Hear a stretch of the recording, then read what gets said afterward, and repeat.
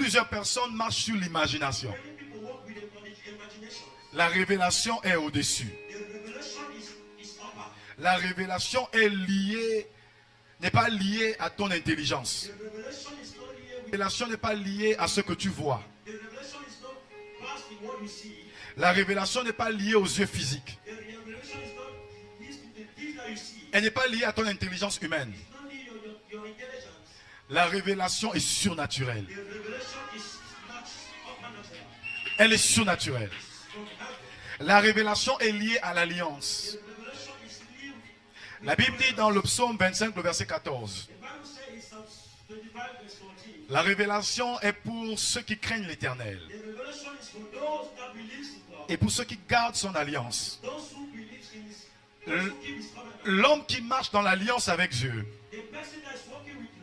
appelle les révélations. L'homme qui craint Dieu se dispose à entrer dans les révélations.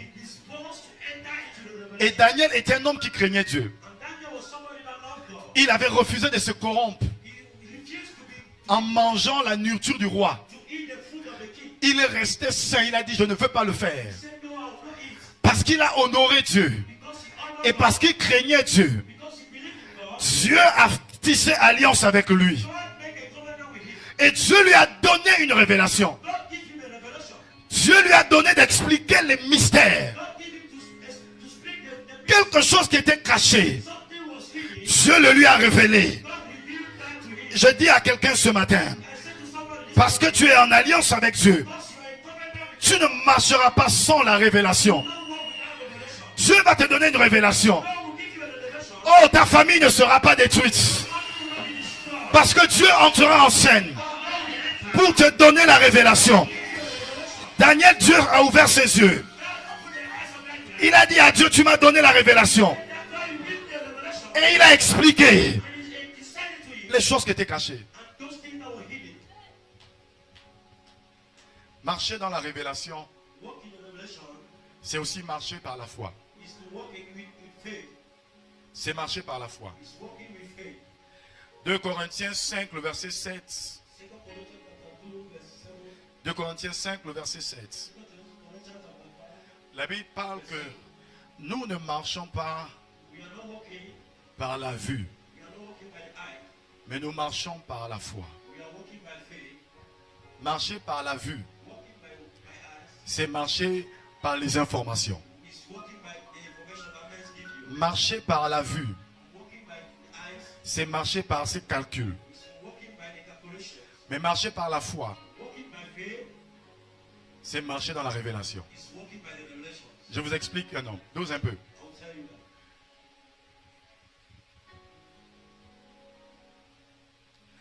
Je vais vous parler de 3 personnes à part Daniel. Pour aller vite. Des personnes qui ont marché dans la révélation. Le premier que je cite, c'est Abraham. Frère, Genèse 12, le premier verset. Dieu dit à Abraham, quitte la maison de ton père, quitte ta patrie, quitte tout ce que tu as de sécurisé, abandonne tout ce que tu as de stable. La maison de ton père chez les Juifs, c'est la maison de la sécurité. C'est l'avenir et l'héritage. Dieu dit à Abraham, abandonne ton héritage. Et va dans un lieu que je te montrerai. Dieu n'a pas montré à Abraham le lieu. Il lui dit, je te rendrai grand.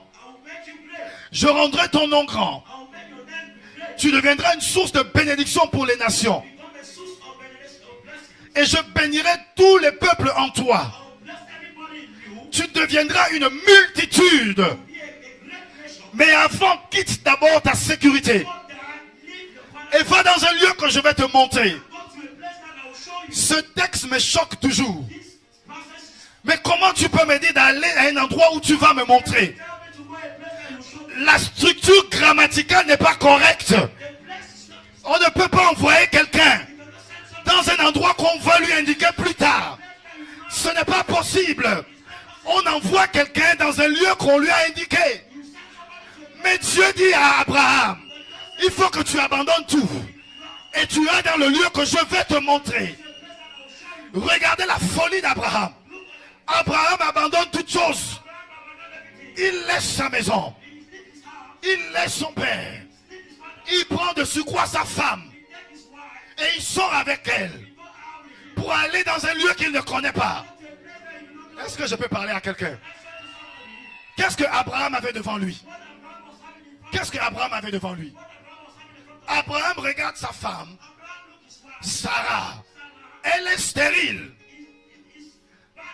Abraham regarde son âge. Il est avancé en âge. Et dans le livre de Romains 4, le verset 19, la Bible dit que Abraham n'a pas regardé. Il n'a pas considéré qu'il était avancé en âge. Bien que Dieu vienne lui dire, il faut que tu sortes de cette maison. Même si son âge était avancé, l'homme n'a pas regardé à ça. Et qui plus est, sa femme est stérile. Il est avancé en âge. Dieu vient et lui dit, abandonne tout. Qu'est-ce que Abraham a regardé? Il y avait la promesse de Dieu. Une destinée que Dieu promettait. Dieu lui montrait la postérité. Il n'a plus considéré la stérilité de Sarah. Il n'a plus considéré son âge qui était avancé. Il a regardé à la révélation. C'était quoi la révélation? Je ferai de toi une grande destinée. Je ferai de toi une grande nation. Moi Dieu, je promets de t'élever. Sur cette simple parole, Abraham a laissé tomber la garantie et l'héritage. Il a commencé à marcher vers un lieu qu'il ne connaissait pas. Marcher dans la révélation, c'est marcher dans un lieu que tu ignores. Mais rester focus sur la promesse de Dieu. Je peux parler à quelqu'un. Peut-être que tu as un travail et cela te sécurise. Et Dieu t'appelle à marcher avec lui. Tu regardes le lendemain et tu te dis, je ne peux pas abandonner. Parce que c'est ma sécurité. Je vais parler à un homme ce matin. Tu es en train de pronostiquer. Abraham a perdu l'héritage de son père. Parce qu'il savait qu'il pouvait gagner plus par la révélation. La révélation va te pousser à marcher dans la folie. Les hommes ne voient rien, mais toi tu vois quelque chose. Abraham regardait la stérilité, mais Dieu lui dit, ne regarde pas la stérilité. En toi il y a des multitudes. En toi il y a des grandes choses. Tu ne sais pas ce qui est caché en toi. C'est parce que tu n'as pas la révélation de ce qui est à l'intérieur de toi. C'est pourquoi tu marches avec la crainte. Si tu savais qu'à l'intérieur de toi, il y a des multitudes, tu marcherais par la foi. Tu te lèverais et les hommes te prendraient pour un insensé. Mais tu marches parce que tu connais que tu ne marches pas sur ce que tu as. Tu marches sur ce que Dieu a dit. Tu ne calcules pas ce que tu vois. Ton incapacité à enfanter ne résume pas. Je dis ton incapacité à enfoncer ne limite pas ce que Dieu peut faire avec toi. Je dis ton âge avancé.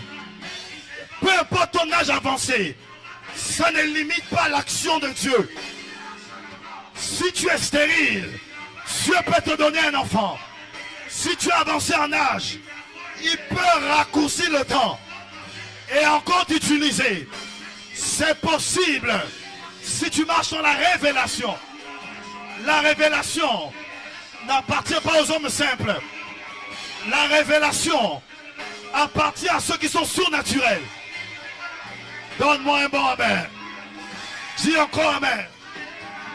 Dis encore amen. Est-ce que tu peux acclamer Jésus?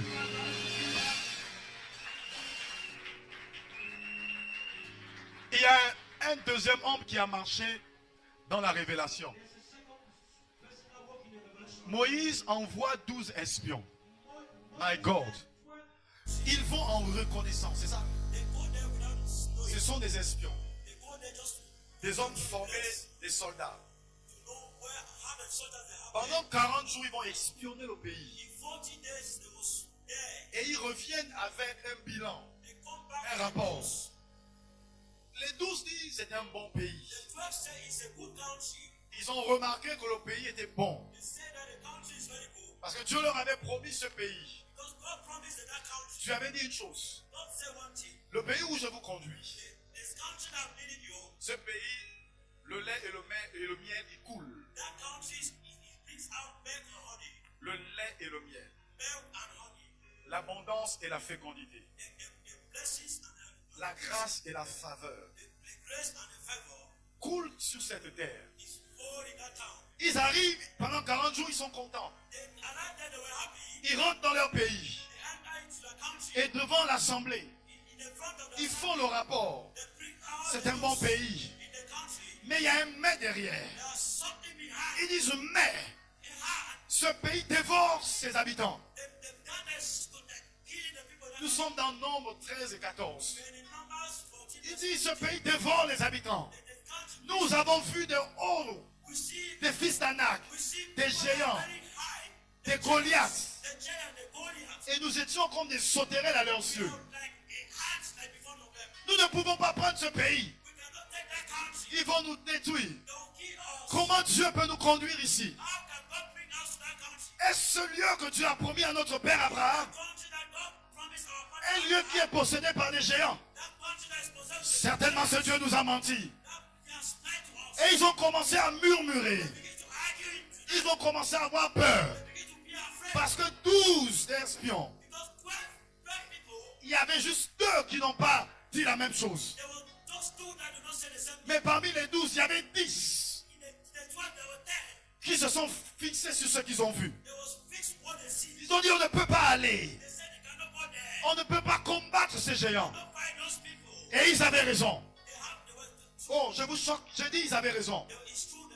Ils ne pouvaient pas, militairement parlant, combattre ces géants. On parle d'un peuple qui sort du désert. Ils n'ont jamais été en civilisation. Ils n'ont jamais été là. Ils n'ont pas encore des techniques de guerre avancées. Et ils vont aller combattre un peuple qui est établi depuis des générations. Et qui a fait des guerres. Et qui plus est avait des néphilim. Des hommes qui avaient le sang des anges déchus et des hommes. Comme des Hercules que vous connaissez. Physiquement, ils ne pouvaient pas. Ils ne pouvaient pas. Ils ne pouvaient pas. Et ils ont bien dit au peuple, on ne peut pas. Je vous dis, ils avaient raison. Mais parce qu'ils n'avaient pas la révélation, ils ont eu peur. Quand tu n'as pas la révélation, tu vas marcher dans la peur. Quand tu n'as pas la révélation, tu vas marcher dans l'inquiétude. Oh, je suis en train de parler à quelqu'un. Quand quelqu'un manque de révélation, il commence à murmurer.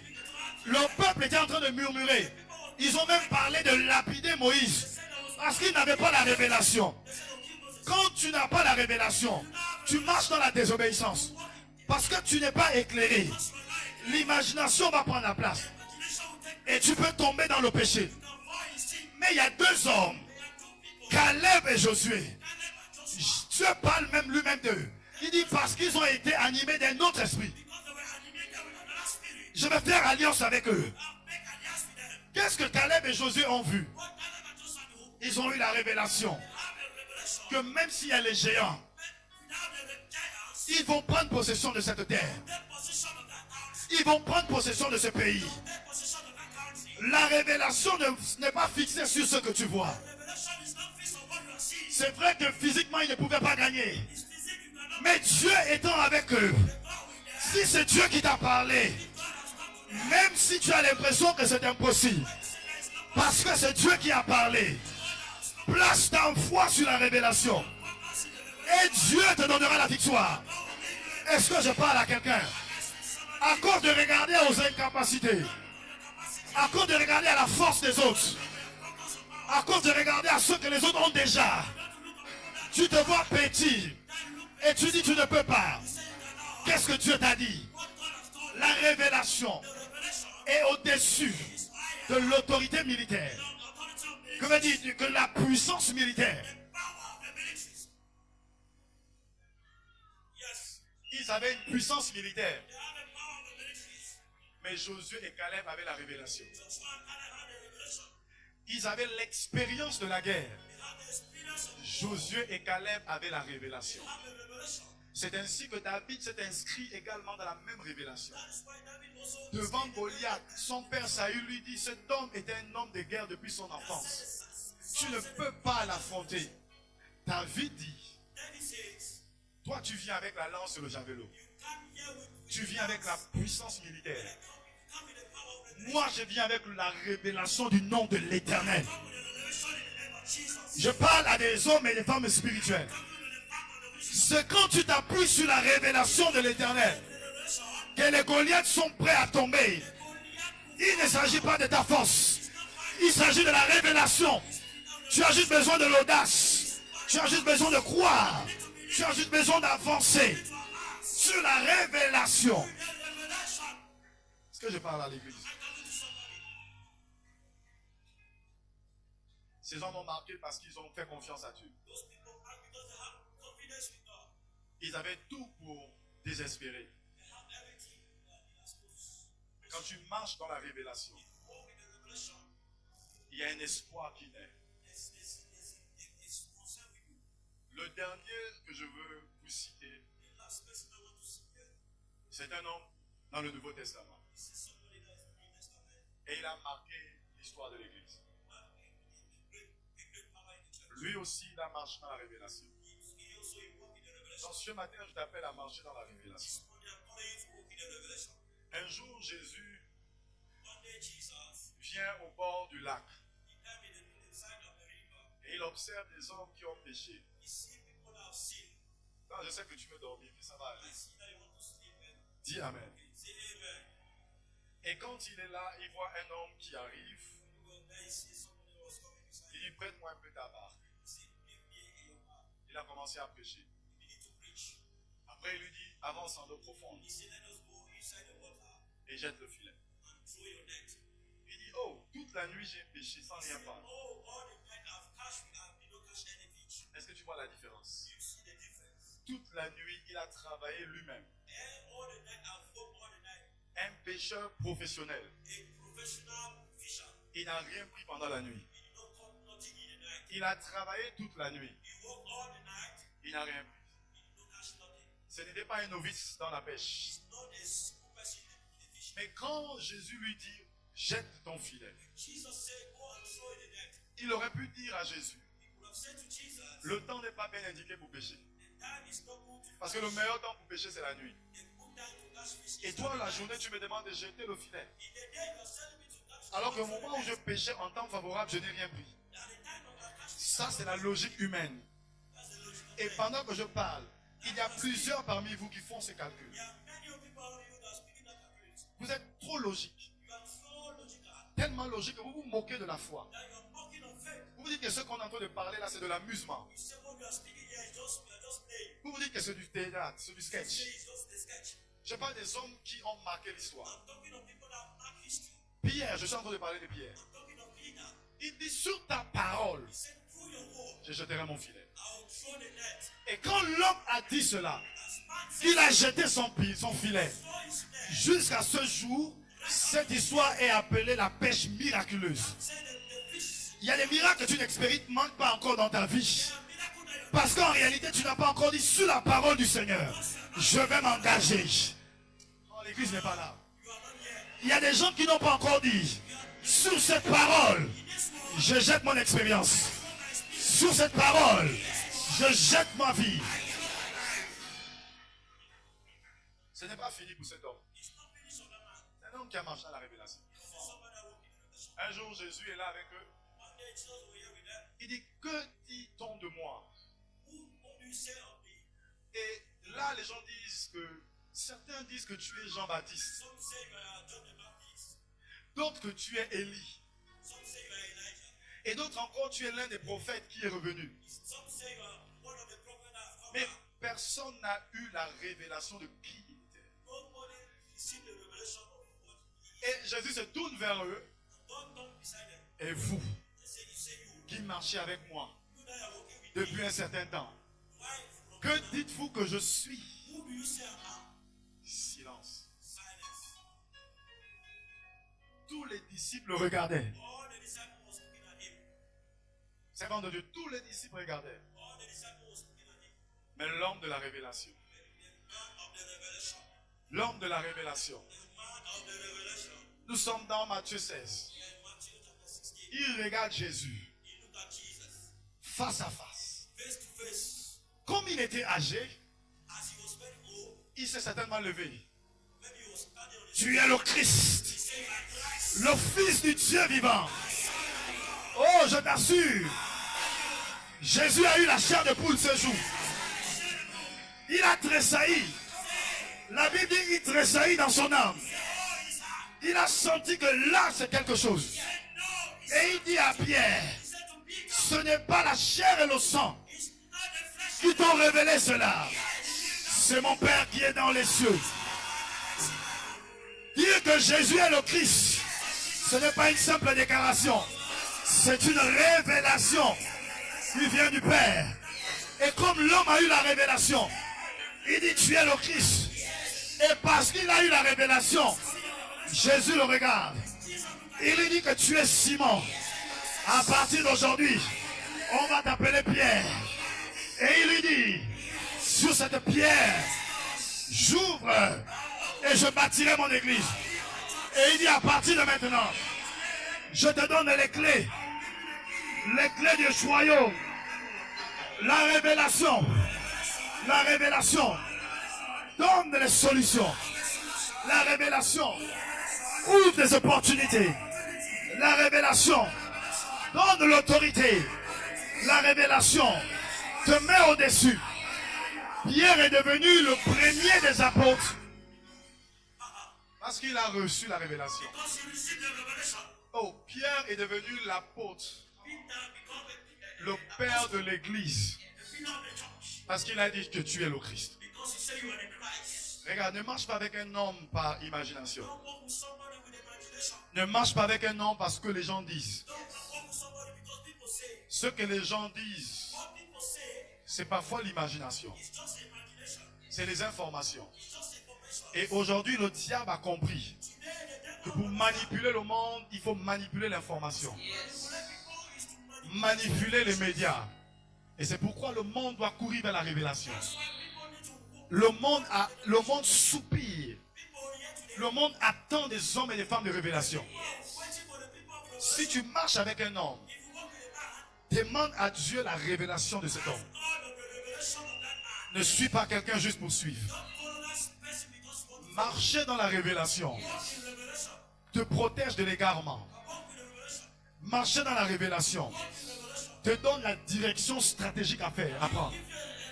Marcher dans la révélation aide ta foi à rester stable. Et pour marcher dans la révélation, tu dois invoquer Dieu. Pour recevoir la révélation, tu dois implorer la miséricorde de Dieu. Daniel a pris ses amis. Ils sont allés implorer la miséricorde de Dieu. Et Dieu se révélait à eux.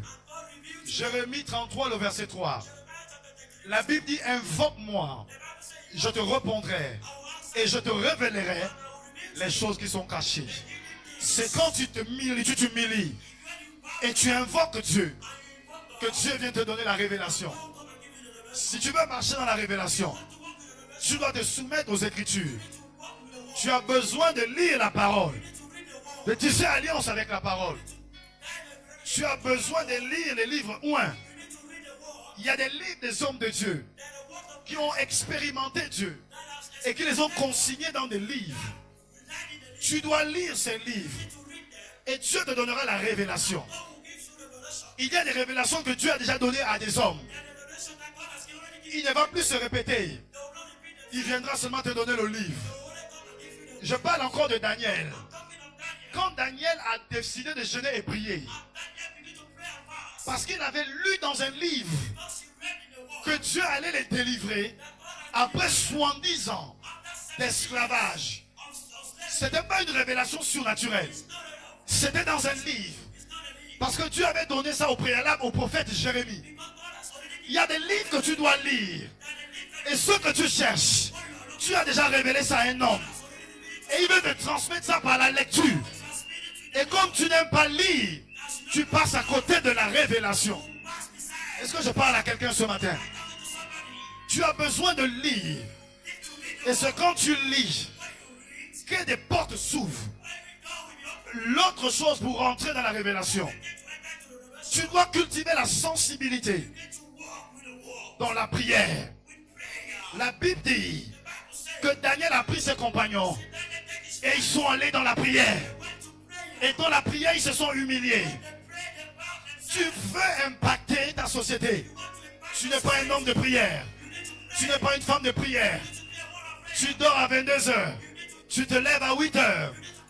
De quel impact tu vas être? Tu as besoin de la prière.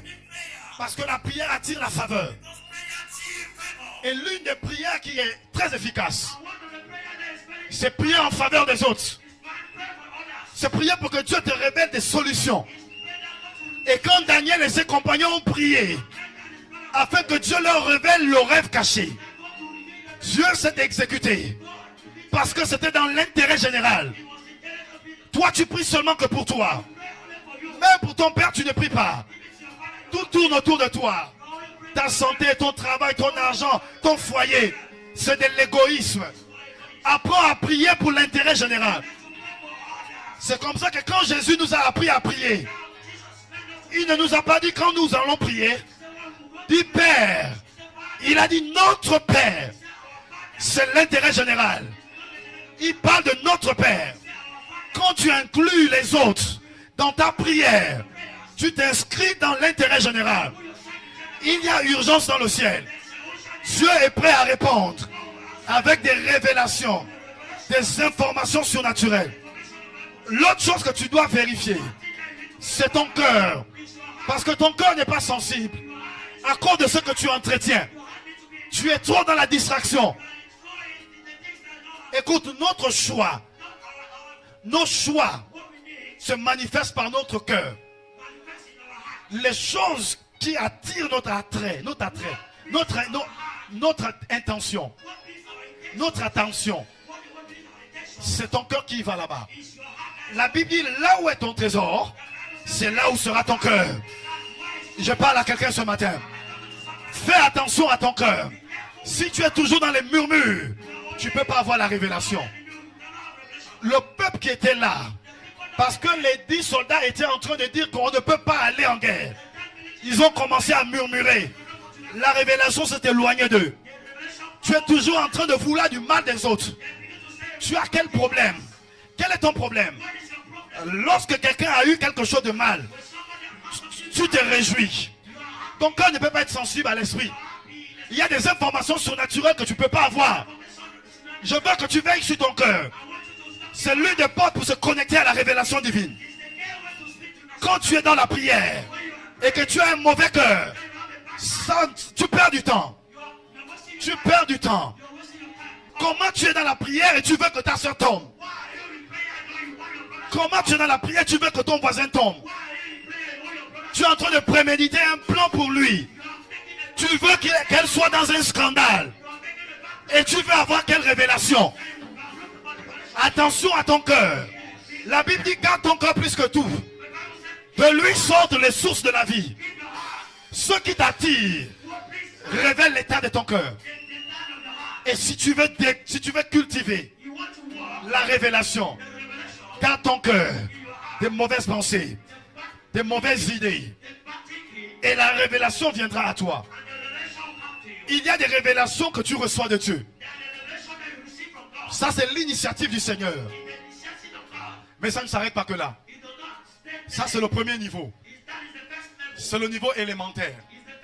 La révélation qui vient à toi. C'est le niveau élémentaire. Dieu nous appelle à un niveau supérieur. Allez chercher la révélation. Tu te lèves et tu peux prendre la révélation. Est-ce que je peux parler ce matin? Je peux parler comme un prophète. La Bible nous parle de Balaam. Dans Nombre 22, 23, 24. Balaam, quand il parle de lui, C'est vrai qu'il s'est corrompu après. Mais il dit l'homme à l'œil ouvert. L'homme qui sait aller prendre les informations. Un prophète de son état. Il savait à quel moment il partait chercher l'information. Il y a des choses que tu ne disposes pas aujourd'hui. Tu attends Dieu. Alors que Dieu veut que toi tu ailles vers la chose. Il y a un travail que tu dois faire. Il y a une initiative que tu dois mener. De façon volontaire, intentionnelle. Intentionnelle. Tu dois aller chercher la révélation. Dans la prière, dans le jeu, dans la semence. Tu dois chercher. Et quand tu marches dans la révélation, tu marches dans la confiance, dans l'assurance. Tu n'as pas peur. Tu sais que Dieu est là. Même si les choses que tu vois semblent être au-dessus de toi, au-dessus de tes forces, au-dessus de ton intelligence. Mais si tu as la révélation, les choses vont changer. Tu ne marches pas par la révélation, tu auras peur. Mais si tu marches par la révélation, tu seras dans l'assurance. Tu marches dans la confiance. Parce que tu sais que Dieu ne ment pas. L'église est appelée à marcher dans la révélation. Et je prie pour toi ce matin. Tu marcheras dans la révélation. Que Dieu ouvre tes yeux. Je prie pour toi, tu peux te tenir debout. Que Dieu ouvre tes yeux. Que tu vois des choses que tu ne voyais pas. Là où tu étais bloqué, reçois une révélation pour te permettre d'avancer. Là où tu stagnais, reçois une révélation pour te permettre d'évoluer. Là où tu reculais, reçois la révélation pour te permettre de marcher. À partir de maintenant, que la révélation vienne à toi. Que tes yeux commencent à s'ouvrir. Que Dieu ouvre tes yeux. Je prie maintenant. Reçois la révélation pour ta destinée. Reçois la révélation pour ton avenir. Reçois la révélation pour ton ministère. Reçois la révélation pour ta carrière. Reçois la révélation pour tes rêves. Reçois la révélation pour tes affaires, pour ta famille, pour ton foyer. Reçois la révélation à partir de ce jour, 1er mars 2026. La révélation te fera marcher dans les opportunités. Tu ne n'échoueras pas à cause de la révélation. Tu ne tomberas pas à cause de la révélation. Tu ne vas pas pleurer à cause de la révélation. Cette année, tu marcheras dans la révélation. Là où les gens ont peur, toi tu auras le courage. Là où les autres ont échoué, toi tu réussiras. Ce qui a fait tomber les autres va t'élever. Ce qui a détruit ta famille, ce qui a détruit ton père ou ta mère, cette même chose va te révéler. Cette même chose va te propulser. Cette même chose va t'amener très haut. Je prie pour toi ce matin. Que Dieu ouvre tes yeux et qu'il ouvre ton cœur pour recevoir la révélation. La sagesse divine, tu la reçois maintenant. Et tu ne seras plus comme avant. Comme je prie pour toi, les choses qui te retenaient, les barrières qui t'empêchaient de recevoir la révélation, tombe au nom de Jésus. Tombe au nom de Jésus. Tombe au nom de Jésus. Que toutes les chaînes qui retenaient ta révélation soient brisées au nom de Jésus. Après ce culte, tu auras l'intelligence. Après ce culte, tu auras la sagesse. Après ce culte, tu deviendras différent. Après ce culte, tu deviendras exceptionnel.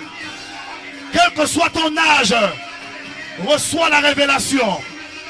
Quel que soit ton handicap, reçois la révélation. Quel que soit ton problème, reçois la révélation. Quelle que soit ta maladie, reçois la révélation. Elle te fait